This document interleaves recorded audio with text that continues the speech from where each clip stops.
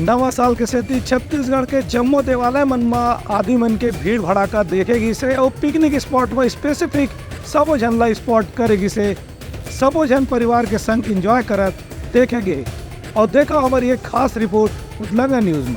नवा साल के पहला दिन आज अनेक श्रद्धालु मन अलग अलग मंदिर में जाके अपन कामना के बारे में भगवान से प्रार्थना करी, संगे संग आशा जताइन कि नवा साल में उनकर पुराना परेशानी खत्म होके उनकर जीवन में नया उत्साह के संचार हो ही। लड़का, महिला, युवा, बुजुर्ग हर वर्ग के भक्त मन अलग अलग मंदिर में आज बेहिया से ही लाइन लगा के अपन बारी के इंतजार कर देखेगी। ये मौका में श्रद्धालु मन के कहना रही से कि पुराना साल में जौन भी खराब स्थिति परेशानी उमला सामना करना पड़ी से भगवान से प्रार्थना करे पर मंदिर आए कि नवा साल में वैसे कोनो परेशानी के सामना उन लाझन करे बर पड़े। ऐसे दूसरे श्रद्धालु मन के भी यही कामना रही से कि उनका जीवन में भगवान के आशीर्वाद हमेशा बने रहे।